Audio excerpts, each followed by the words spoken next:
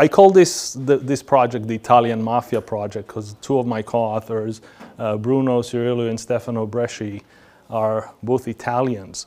But the genesis of this project actually came from my previous work experience.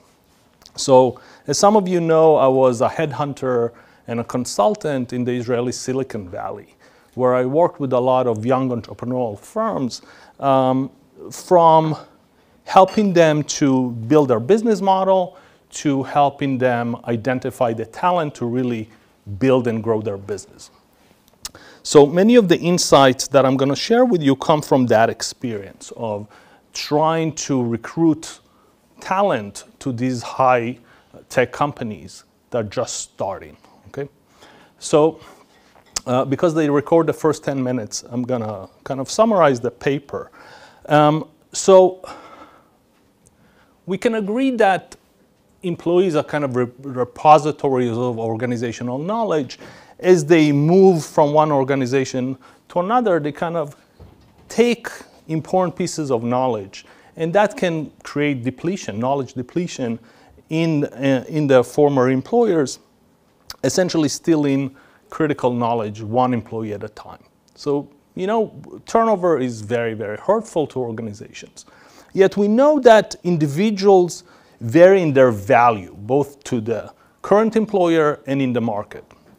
And what we're going to argue in this paper is that value of the individual is really driven by their knowledge position in the organization. So what kind of knowledge they developed and accumulated in their firm. So we're going to talk about knowledge position within the knowledge network in the organization and their social capital. So what's their position within the internal organizational social structure? So these two positions will determine the value, both internally and externally. And not only the value, but also the motivation of these individuals to stay or to leave. And if to leave, whether it's going to go to other employers or to start their own business as a spin-off. Okay? So we know that there are these different values. We know that the value is driven by knowledge or social, but the literature so far really treated knowledge and social as isomorphic constructs, right? So no distinction between knowledge. So when you read the literature, people use social network measures, but talk about knowledge, or measure knowledge structures, but talk about social relationships. So there's a recent paper by Wang et al. Saying that, you know, the position of social network is unlikely to match the knowledge network. So we build on that notion, and we say we really need to decouple social and knowledge networks, really in the case of mobility. So we're going to look at how the opportunities and motivation vary depending on each one of these positions and new employment target. So not only are we going to say that there will be variance based on social and knowledge, but the variance is also driven by the target. Where are they going? Are they going to an existing or new employer, or they're going to an entrepreneurial venture? Okay, so two types of variances. I'll try to stay out of that mic. So here is what we found.